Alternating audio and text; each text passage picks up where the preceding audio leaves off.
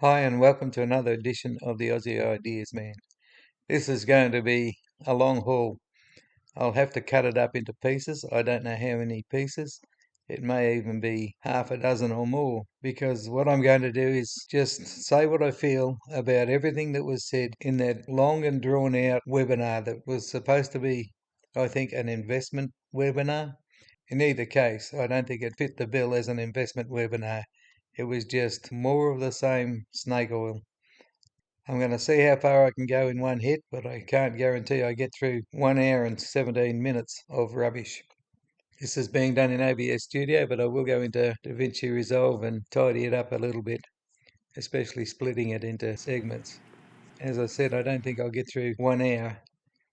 Action. Hello, Aptera fans. Welcome to our January webinar. We're here to talk about Aptera, our progress, our That makes me think, are they still keeping up with the monthly updates? I'll have to check. growth, and our future. We appreciate everyone that has been able to join. Appreciate all the support we've received over the last few years to get to the point we're here today. What's this nonsense about the contents being confidential? I think this is just rubbish that they're trying to scare people like me off from making comments. The contents of this presentation are public on YouTube because that's how I got them. So any breaking of confidentiality has already been done by the Cretin at Aptera Owners Club because he's uploaded it and I've recorded it. In fact, I'm recording it as we speak, so I don't have to worry about anything. It's still up on the net, and it probably stays up. I believe the people at Aptera Motors don't even know how to present a presentation because in some instances they're talking to investors that they've given invites to, and at other times they're talking to the world in general. How can it be confidential if half of their message is to the world in general? Everything seems so idiotic to me. Then they announce that they're making rational forecasts. That in itself is idiotic. Why would anybody need to say that their forecasts are rational? It's just crazy. And the company may not regularly update these forecasts. Is that some sort of notice now that the monthly updates are done for? That they've ended them? I don't know. Everything is so vague. Some legal disclaimers, but really what we hope you're all here for is to support our mission. And we believe that every journey should be fully powered by the sun. We believe that the technology we bring to bear with efficient vehicles and solar can make the world a better place through more efficient transportation, through saving you money every day for your transportation costs, and the ability to have great utility out of your vehicle. It's a known fact that if you've got an electric vehicle, you can power it out of the sun. You just need solar on your rooftop. That's all you need, and you can power it out of the sun. You can do that even if you don't want to be grid dependent. You can have a separate building like a garage on your property, and you can add solar to the roof and a battery bank, and there you go. Unconnected to the grid, powering whatever EV you want to own.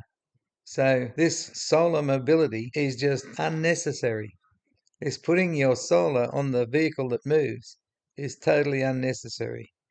It's a stretch too far, and over the decades that solar has been available on rooftops, it has proven to be a waste of effort putting it on something that moves.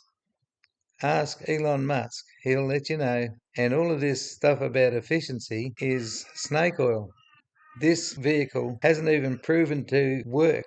It is not fit for purpose. Just because it goes a couple of kilometres or miles and then overheats doesn't prove that it works. So why put solar on something that doesn't even work in the first place? Aptera has a lot of space. It has great range. It's peppy and has a lot of performance capabilities. But it all harkens back to us believing that solar power can really revolutionize transportation, and with your help, we can get there. go over the topics that we're going to cover today.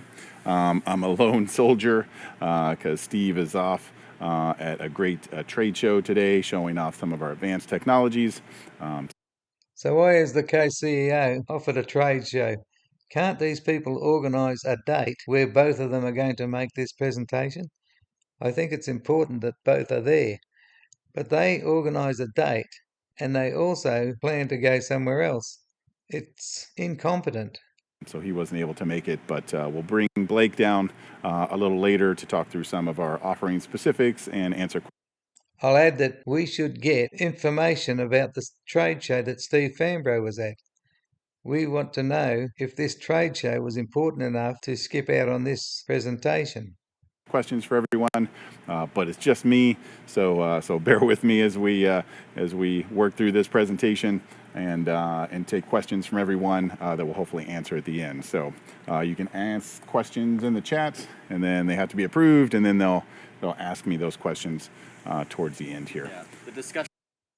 I'll also add, I was very tempted to record all the ums and ahs that he made during this presentation, plus all the times he said amazing and all the times that he looked left for no reason, unless there's something of interest on the left that's got him fascinated. He kept looking to the left, which is something that is a habit of his and something that some people in the comments have said it's indicative of him knowing that he's pulling the wool over people's eyes.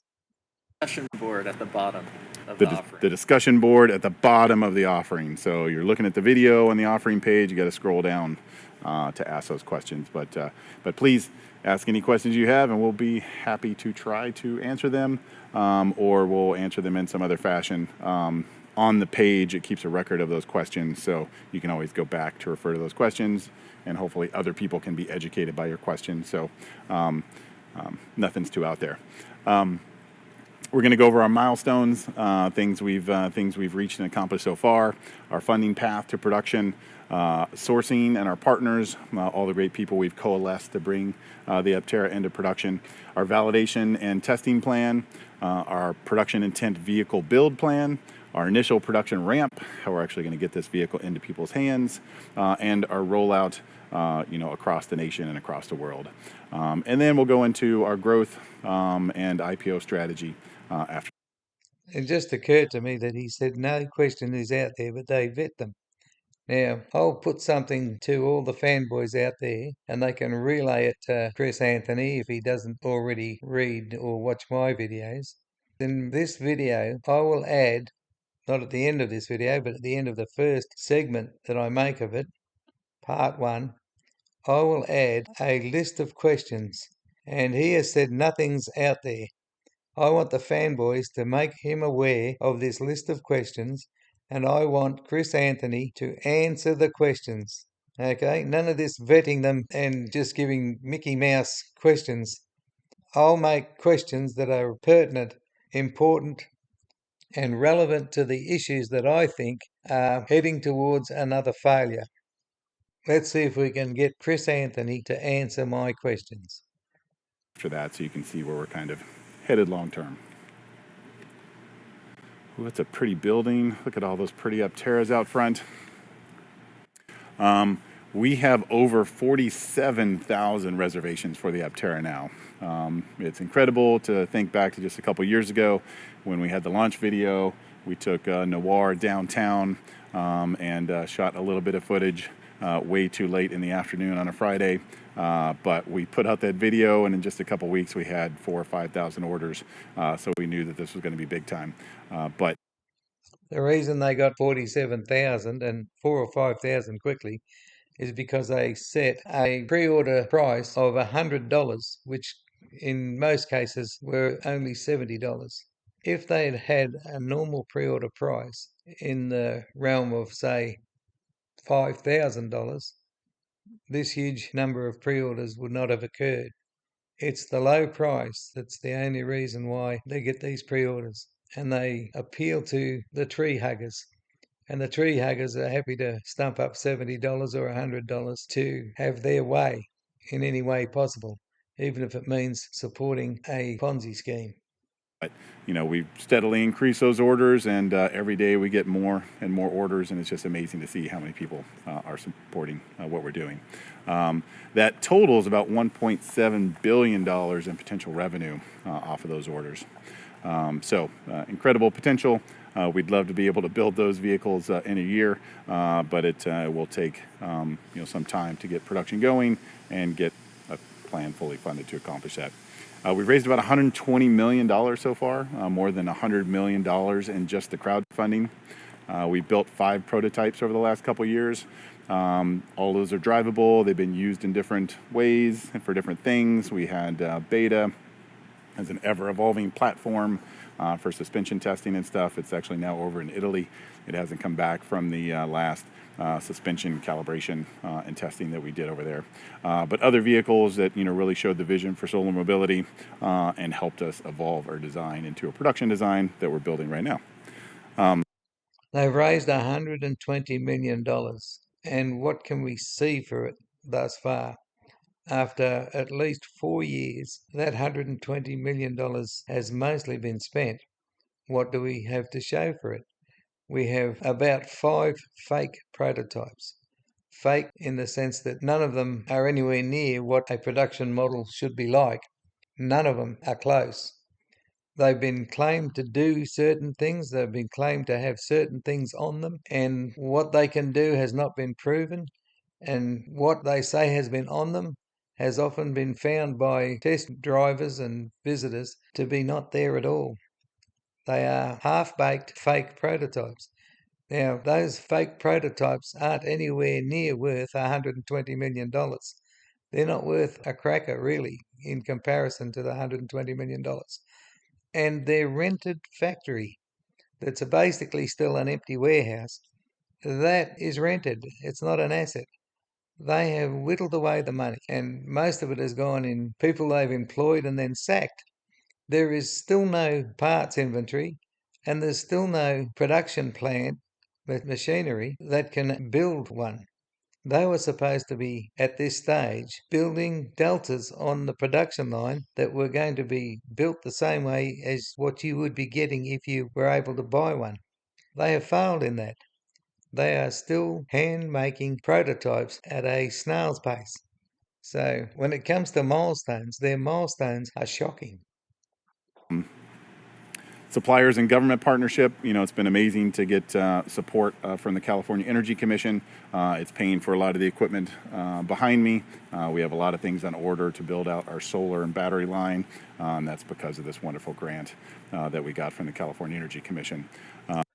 At this stage, I would like them, and they do say they're open and honest and transparent, I would like them to actually come out and tell us how much of that $20 or $21 million they have spent of the grant and how much left to go. And what did they spend the money on? We also have our bill of materials well sorted. We'll go through a slide that talks about that. And we're looking forward to taking the company public.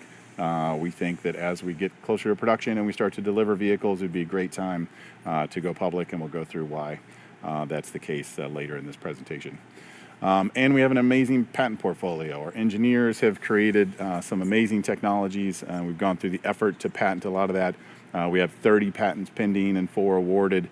It takes forever to get patents through the patent office, sometimes 2 or 3 years.